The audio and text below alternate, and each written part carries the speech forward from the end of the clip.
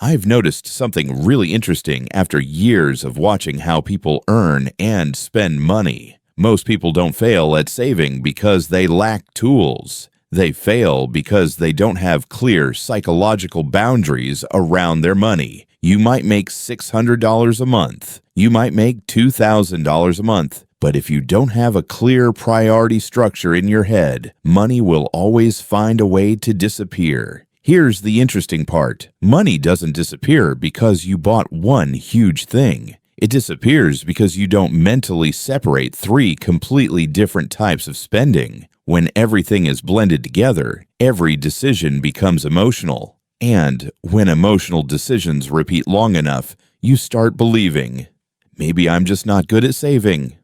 I don't believe that. I believe most people are simply missing a structure simple enough for the brain to accept. And today, I want to talk about a way to look at money through three priority layers. Not a rigid formula, not forcing yourself to live miserably, but a system that makes thinking about money less exhausting. If you've ever felt like you earn money but can't keep it, you make plans but don't follow through consistently, you know you should save, but by the end of the month, it turns into, I'll start next time. This might speak directly to you. Main idea. 1. The problem isn't lack of money, it's lack of priority structure. I've realized the biggest issue isn't the amount of money. It's that most people don't know what their money is supposed to serve. Most people spend in emotional order. Whatever feels urgent gets paid. Whatever feels good gets bought. Whatever is left, if there's anything left, gets saved. That sounds reasonable, but that order is dangerous because when saving is always last in line, it's always the first thing to be sacrificed. Here's something most people don't notice. Our brains don't like distant, abstract goals. They prefer immediate comfort. Without a clear internal framework, your brain will always prioritize the present over the future. And if you live that way long enough, you'll start thinking you're bad with money. You're not. You just don't have a fixed order of priorities. I often tell people I observe, don't start with the question, how much can I save? Start with the question, in what order should my money flow? When you change the question, you change your decisions. And when the order changes, the outcome changes. Main idea. 2. You're not spending wrong.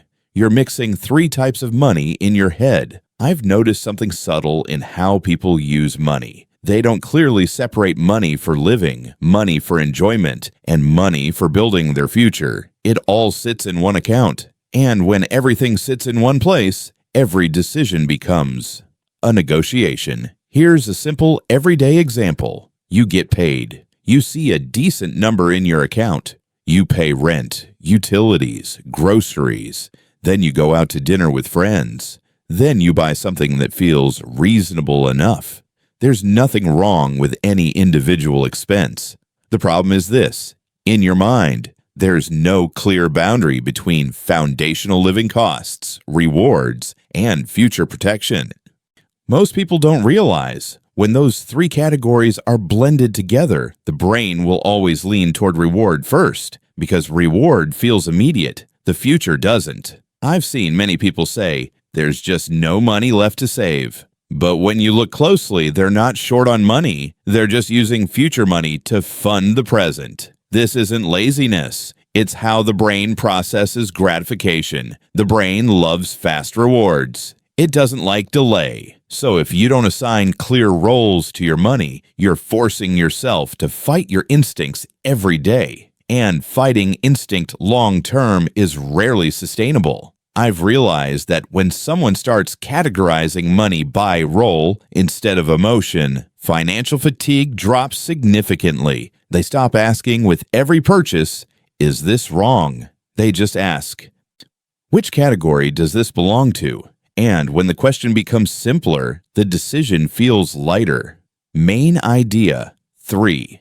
If you don't pay your future first, your future will always be last in line. I've come to a very straightforward realization. Most people don't fail to save because they don't want to. They fail because they're waiting for whatever's left. The problem is, leftover money rarely appears on its own. Life always gives you another reason to spend.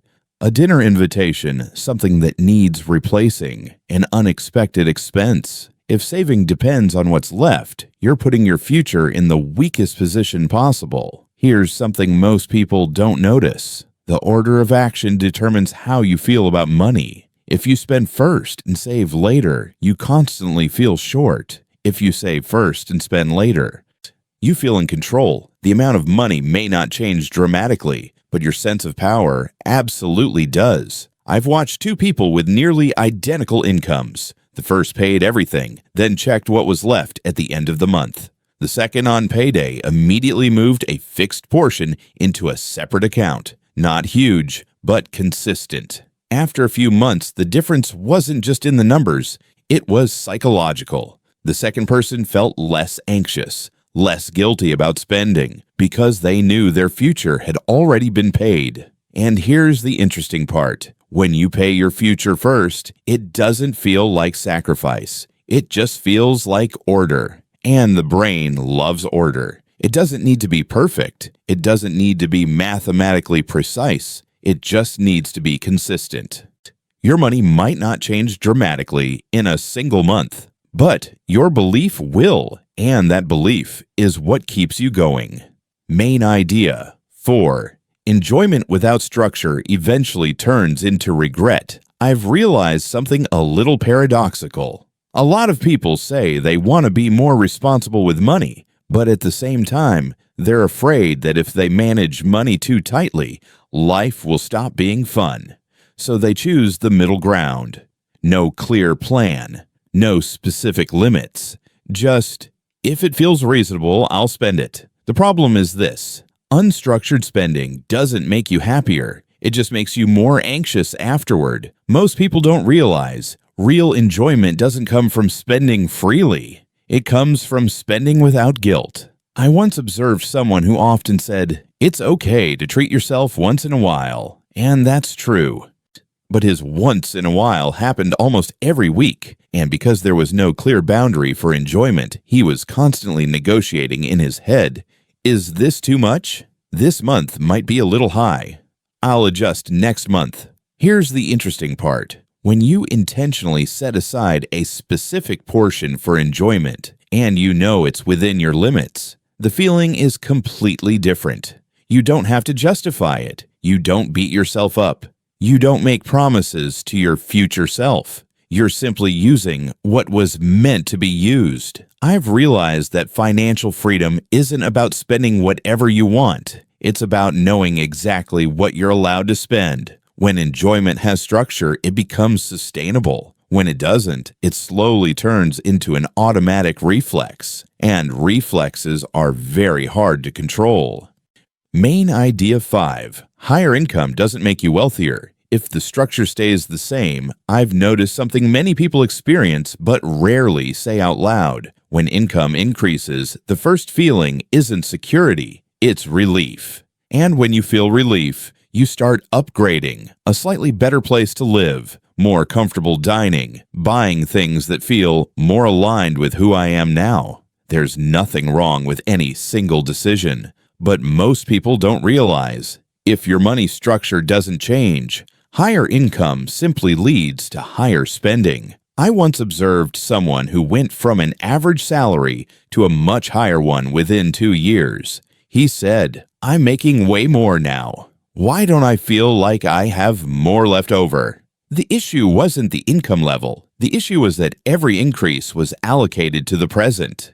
None of it was intentionally directed toward the future. Here's what's interesting. When income rises, the brain is very good at justifying lifestyle upgrades because you've worked hard for it. But if every raise increases your spending at the same pace, you're just running faster on the same treadmill. I've realized the difference between someone with assets and someone with a high income lies in how they treat the increase. One person treats extra income as an opportunity to build a foundation. The other treats it as a reward. Rewards feel good quickly. Foundations create long-term peace of mind. And here's the paradox. Peace of mind is what actually makes you feel wealthy.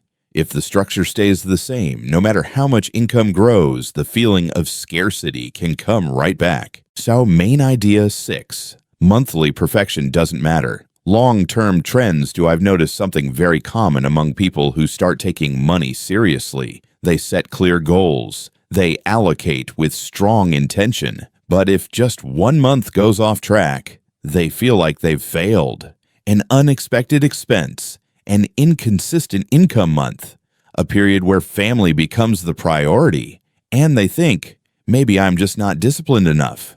Most people don't realize personal finance doesn't operate month by month. It operates by trend. 1 month over budget doesn't make you poor, but abandoning your system after one imperfect month, that's what causes real damage. I've seen 2 types of people. The first tries to be perfect every single month. If things shift slightly, they feel guilty and want to restart everything. The second looks at 3 months, 6 months, a year. They ask, is my overall trend moving up or down? And here's the interesting part. The second person usually goes much further, even without perfection, because they don't treat deviation as failure. They treat it as data. When you see money as a long-term process, pressure drops significantly. You're no longer trying to prove you're good every month. You just need to keep the direction right. And when pressure drops, you're less likely to quit. I've realized sustainability matters more than precision. A system you follow at 70% for 5 years is far more powerful than a system you execute at 100% for 3 months. Main idea 7. When you understand your cash flow, you're less afraid of money. There's something people rarely say directly. A lot of financial anxiety doesn't come from lacking money. It comes from not understanding where your money is and what it's doing. When you don't have a clear structure, every expense creates a subtle tension. You're not sure if you're on track. You're not sure if you went too far. Most people don't notice. Uncertainty is what drains you. When money feels vague, your brain fills in the gaps with imagined risk. And when risk doesn't have a clear shape, it feels even scarier. I once observed someone with stable income, no bad debt, and savings in place. But every time money came up, he was tense. When I looked closer, I realized he didn't have a clear mental structure around his money. He knew the numbers, but he didn't know the role of each part. Here's what's interesting. When you start assigning roles to your money and maintain a consistent priority order, anxiety drops significantly. Not because you instantly become rich, but because you know where you stand. Understanding creates control. Control creates calm.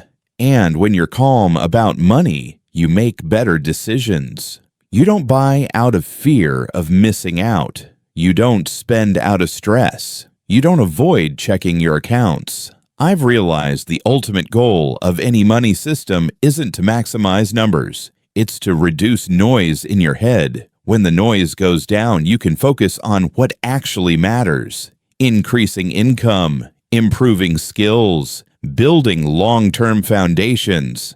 Money stops being a daily source of pressure. It becomes a tool. And when money becomes a tool, that's when you truly start controlling it.